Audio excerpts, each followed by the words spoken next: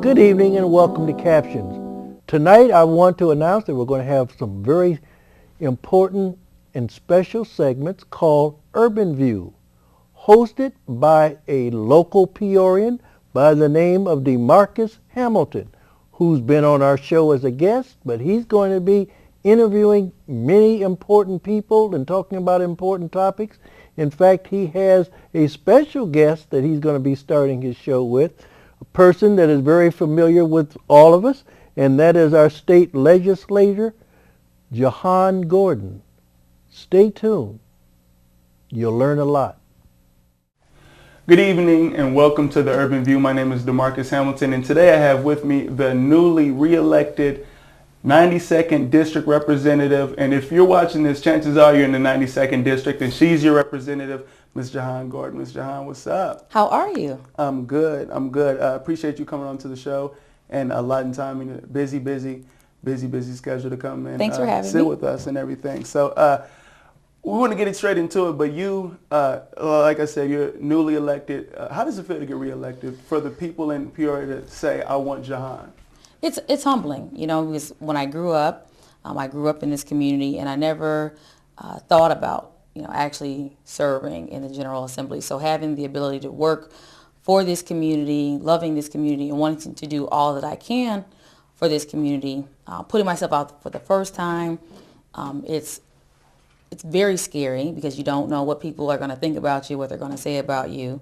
All you know is why you want to do it. So the fact that you want to serve your community is what keeps you motivated and gives you that desire to keep on pushing. And after you've done it for a full-on session, like I had up until November, and the community decides they want you back, it makes you feel like, you're doing a good job, or at least you're on the right track, and continue to push forward. So that is the mantra that I've taken into this new General Assembly, is continue to push forward, continue to work hard, and continue to do the best that I can in serving this community. Okay. Now, are you surprised at all that you got reelected? It was heavy opposition against Democrats all over the country, Tea Partiers, and just people just tired of Democrats in general saying, get them all out of there. Certainly. Are you surprised at all?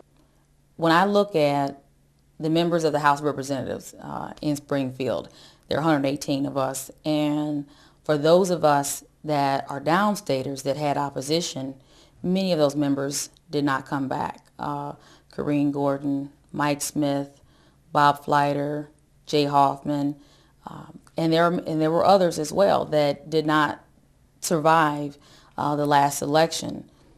I feel that because I feel like myself and my staff has really worked incredibly hard to bring a new energy to the district, to really be visible, to let people know that if they have an issue, if they have a concern, we have an open door. You don't have to be a certain type of person to meet with me. You don't have to be involved in politics to be able to get a meeting with me, to get a phone call back from me.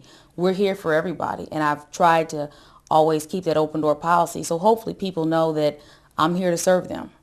Okay. Explain what it is you do exactly. Sure. As their state representative, I, on a daily basis, typically session meets from January until June, and oftentimes we go overtime, and we meet again in November to take care of loose ends. But the job is oftentimes a bit different. So during the period when the General Assembly is meeting, I go to Springfield almost every day and work on legislation that constituents have brought to me, maybe some community groups have brought to me because of something that they want to see happen with state law, and then we also work to pass a budget. So those are the things that happen when we're in Springfield. But when we're back in the district, I handle constituent services. So when people have an issue, a care, cause, concern, we spend a lot of time meeting with constituents. I meet with community groups. I have 9 school districts in my community, meeting with teachers, parents, superintendents, and folks that have issues. And right now, because of the economy, because of phone blowing up with the economy, huh? Yes, it is. Yes, it is. So, you just make yourself available to listen to people's concerns, but you're not just listening. You listen to those concerns, and then the next step is always regrouping and trying to figure out what you can do to take care of their concern. And it's a constant grind, because there are so many needs at this point. Unfortunately, we don't have enough resources to take care of the needs, but that's just on a state level. Things that are covered by Department of Transportation, Department of Education, Department of Corrections, Department of Commerce and Economic Opportunity. But then at the federal level, out in Washington, D.C., the federal issues are issues like, Social Security, immigration, issues dealing with our armed forces, and many others, Treasury. Those are things that are handled by the federal government with Congress, House, Senate, and President Obama. Why do you feel it's important for people to stay aware on the government fronts at all three levels? Government, whether you like it or not, government impacts all of our lives, and it impacts just about every level of our life. The folks that go to Springfield and that go to Washington, those are the people that make the laws that govern what we can or cannot do. So oftentimes people do feel like that because everybody's busy. We all have family and friends and jobs. And it becomes difficult to kind of keep up with all the things that are happening at the city, county level, state, and federal. But even if folks decide they're going to only follow issues that they care about, that would be helpful, because what ends up happening is when people don't follow what's going on, and then when they don't pay attention, they can be misled very easily by a couple of commercials. Surprised as well, just how come more money is out of my check this month? Certainly. People don't realize that literally from the pothole that's, down the street from their house that just required them to go get their tires fixed, or their rotors, not the rotors, but their axle, or the fact that they don't like the school that their son or daughter goes to the fact that, they would like to get their cousin transferred a little bit closer because grandma's getting a bit older, and they want grandma to have an opportunity to see this grandchild, and so much more. All of that is governed by the Illinois General Assembly. And when you pay attention to government and you know what's going on, you have a much better ability to be able to, number one, advocate for yourself. You have a much greater ability to influence the process. Oftentimes people think that it doesn't matter. I don't vote because it doesn't matter. I don't pay attention because it doesn't matter. Those folks are going to do what they want to do anyways. But I'll be the first to tell you that's not true. You do listen to folks. You do pay attention. This last November, we heard a lot of folks saying, stop the spending. You heard people saying, you must balance the budget. We're back in Springfield, and that is exactly what is happening. So trust me, people listen. Even though it may not seem like folks are listening, they are. So just being in tune and just knowing that people pay attention to the phone calls they get, the letters they get, the emails they get. It's important. That's why people have to pay attention. And when they see something they don't like, don't just sit back and let it happen to you. Stand up. How many emails do you get on average, emails and phone calls? What would you say the volume of the contacts that you get on, say, a daily basis? On a busy day, for example, when I say a busy day, when, let's say, budget cuts are announced, on a day like that, we could get anywhere from 300 to 600 emails. Do you read all of them personally? Easily. I try to go through as many of them as I can. Sometimes what ends up happening is when you get that many, oftentimes it's someone has devised a system to just blanket your email. So eventually you can begin to see if it's just a stock email. And oftentimes when you get those stock emails, they aren't actually from people from your district. That's important as well. People have to know, if nothing else, know who your representatives are. Mm-hmm. the decisions that I make are going to be determined and predicated on what do the people in the 92nd District want me to do. Luckily, here in Illinois, we're not up in arms over that, but people are up in arms in Illinois over other things, and one of them, namely, being taxes. Now, we all know that, taxes did go up, and I spoke to you at the Martin Luther King luncheon, and you said you voted no for those taxes, and Illinois is facing a $15 billion deficit that won't be, we won't get out of this hole for probably decades to come, maybe. Can you explain, why did you vote no on that? When we think about the decisions that we make, no different than when an elected official, public servant has to think about taking votes that not only will affect people today, but literally will affect a generation. When you think about how those dynamics, by your one vote, how those dynamics will change, you merely can't think about just what's happening right now, but what's going to happen in the future, what's going to put us in a position to be able to move forward positively in the future. That's the same approach that I had thinking about the tax increase.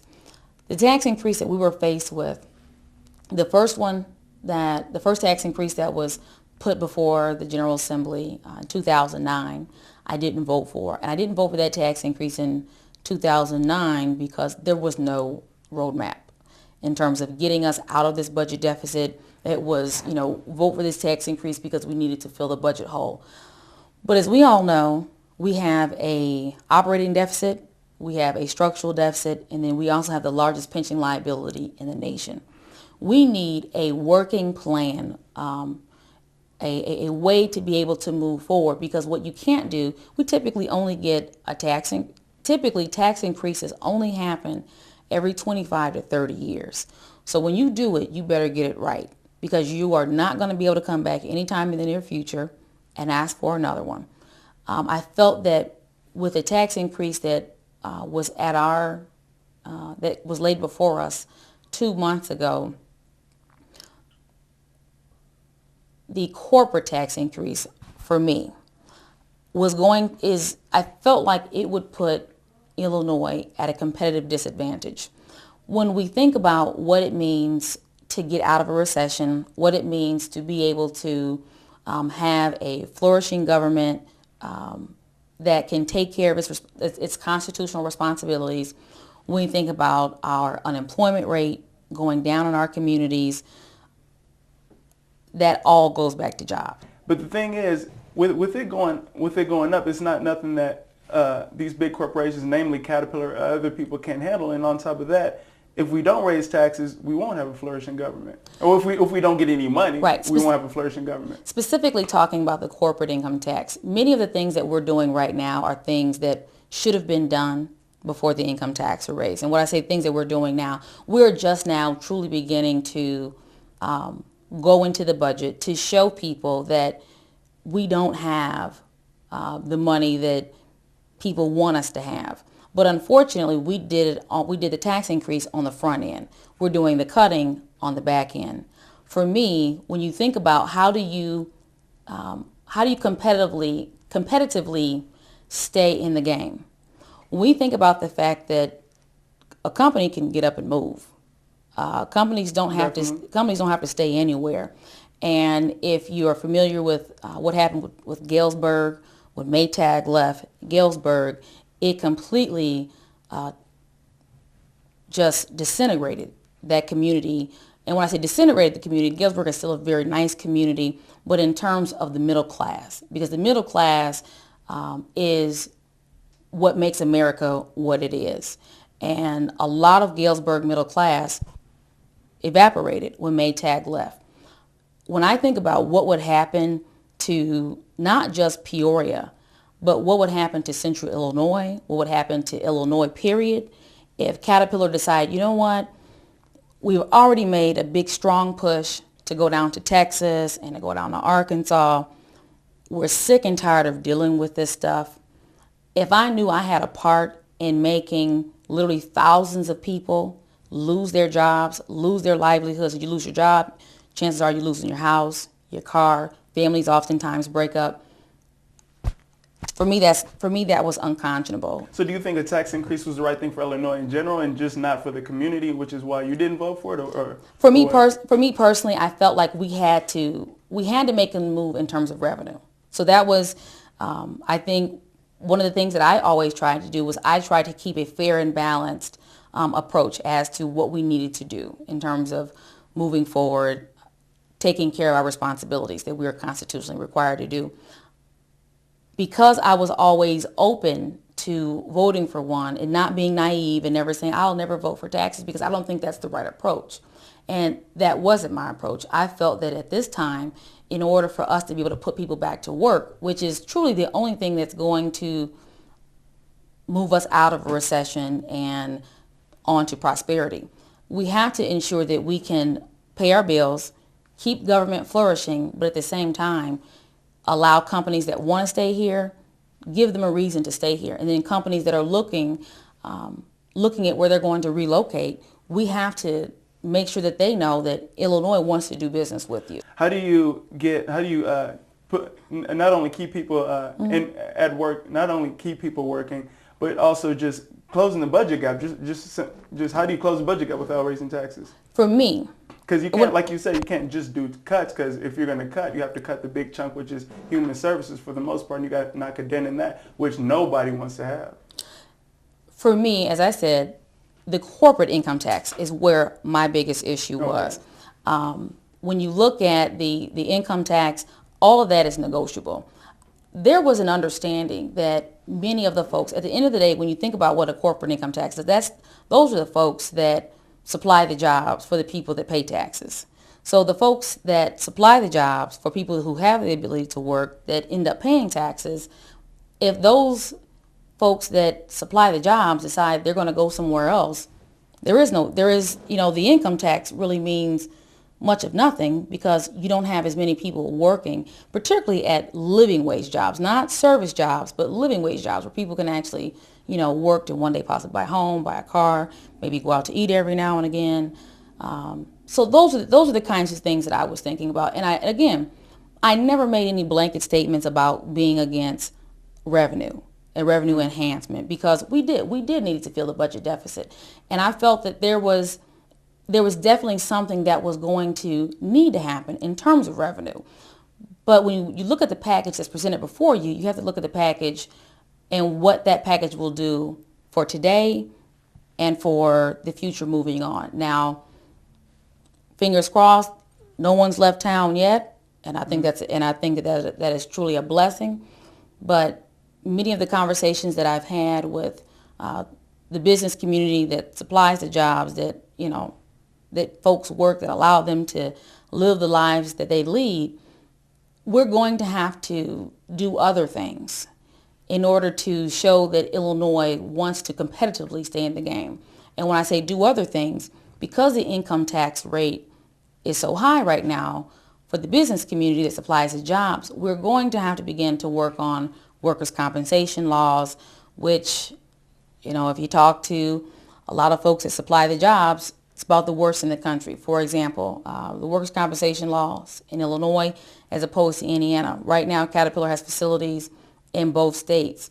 Caterpillar on any given year is paying $39 million more in workers' compensation in Illinois than they are in Indiana.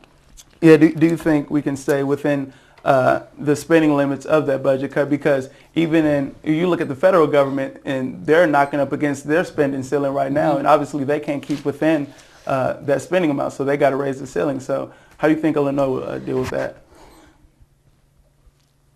People are going to have to say no. That's the tough part. We are going to have to say no, and we're going to have to say no, not just to the easy stuff. Oftentimes people want to tinker around the edges, and they think, okay, I'll just, do away with some cell phones or cut the waste in corruption, and that'll fix the budget.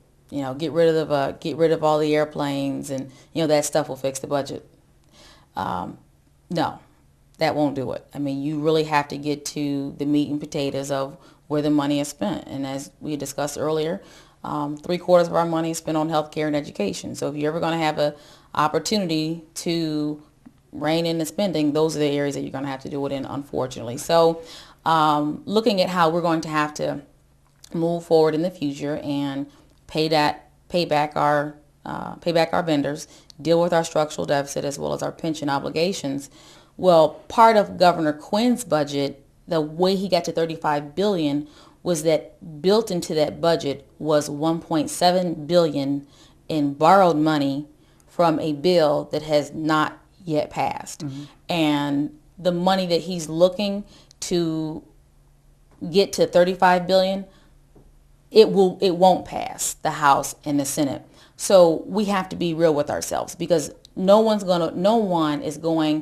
few people, let me just say that, very few people are going to take a vote this year to borrow money to spend next year. Right. It's not going to happen. So, one of the things he wanted to do, because you mentioned education, one of the things he was trying to do was a cigarette tax, which worried a lot of people, of course, smokers, and it kind of got knocked down, but he's saying that it's kind of still in the back of his head. Do you think that could still pass if brought back up again, the cigarette tax, to help with education? At this point, I doubt it. I think that if it did have any opportunity of passing, it probably would have passed around the same time. Would you have supported a cigarette tax?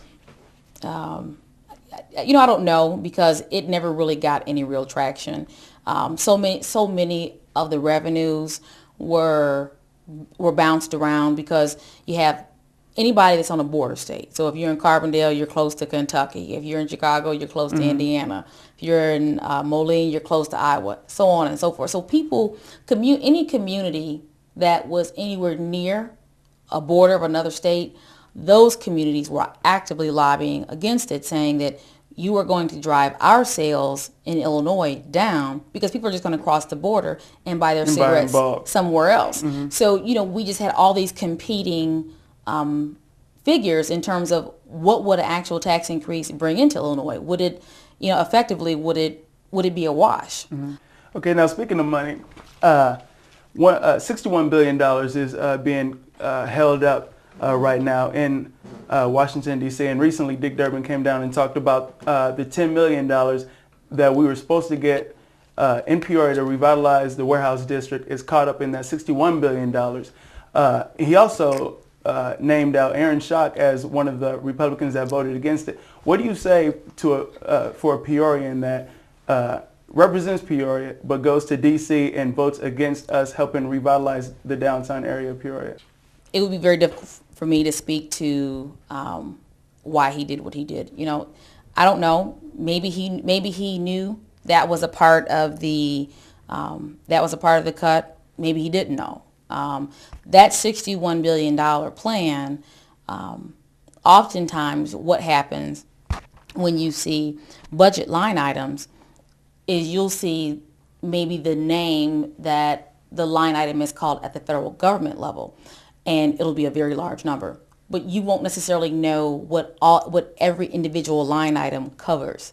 So it could have been a situation like that. I do believe that's why it's important for people to get involved, to get engaged, pick up the phone, get on the computer. If that's his job, though, shouldn't he be involved and engaged enough to see, there's two censuses that mentions Peoria $10 million? And what I'm saying is, I don't know if he had that time or not. And again, I'm not trying to defend the man. What I'm saying is, I don't know what he knew. I don't know why he made the decision that he made. One of the things that I don't do is I don't try to look for I don't try to assume that I know what someone's motive is. What I would like to do is encourage everybody in TV land to reach out to Congressman Schock to let him know how important this is for our community, so that hopefully he has the ability to advocate to make sure that money gets back into the budget, because of how important that money is to do the beginning phases of some of the road construction work that has to happen before all of the other wonderful work happens down there. How do you think Obama's doing? I think that President Obama is doing a wonderful job considering the circumstances that he has been handed.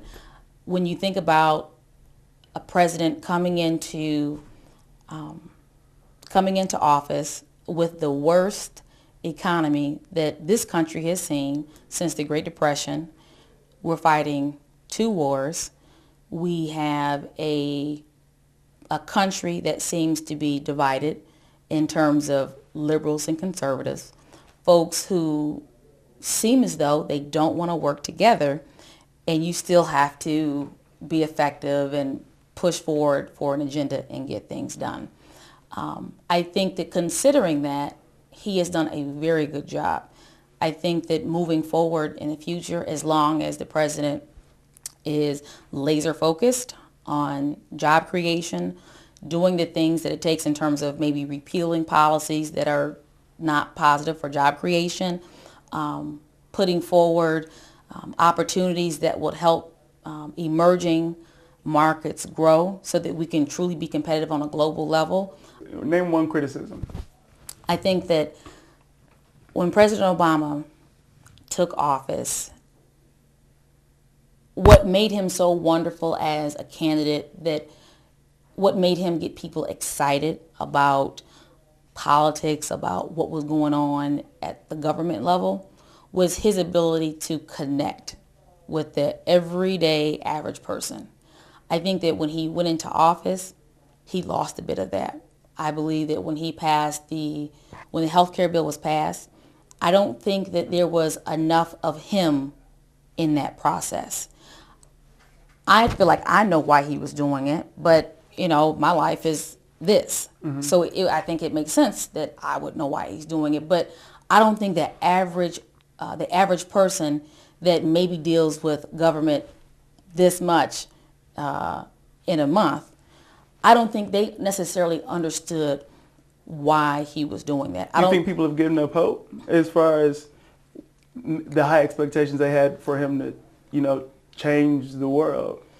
Because a lot of people, because some people probably did have too high of expectations, mm-hmm. saying, "Well, I can spend all this money and go broke, and Obama's getting in office, so I'll be all right." I think that, one of the things that we have to know as people is we can't idolize any one person. Say Obama would have done all of that and he didn't win. We have to continue to press on. Without that, the absence of that, you can't crumble. So I do feel that his ability to communicate in the way that he did during the campaign, he lost a bit of that when he first got into office. I would definitely say I understand why, because of many of the issues that that man has the weight of the world on his shoulders. Have you seen how much he's grayed mm-hmm. in 2 years? So the fact that my criticism for him would be that his ability to communicate as wonderfully as he did during the campaign, that was lost. But I think that he understands that now. I heard him speak to that a couple of months ago, that he wants to get back out there. He wants to get out of that Washington bubble. He wants to, start going back to more communities and just talking to everyday average people. Just imagine being the president. Who tells you no? Mm-hmm. I would love to see this man have the opportunity to have 2 full terms to truly get our country going back on the right track. I want to get to a controversial topic that surrounds not only Illinois, but many states, and many states are going towards this route. But you voted yes on civil unions, mm-hmm. and a lot of your supporters are from the Black church. How would you explain that? How would you explain that vote for people that think there's no way that you can have 2 men and 2 women getting married because that wasn't ordained, and we're Black church, we supported you? Certainly. I didn't support gay marriage. What I supported was civil unions. And I had many of those conversations. My pops is a bishop. He's a bishop at Star Hope Baptist Church. And we had this conversation. When you think about civil unions, oftentimes people have civil unions when they're of the same sex, but you oftentimes have people enter into a civil union when they're not necessarily of the same sex. There were a number of cases that came down to Springfield to testify to the bill. One particular couple, they were an elderly couple. The woman was a widow, and she had her husband's, she was receiving her husband's Social Security.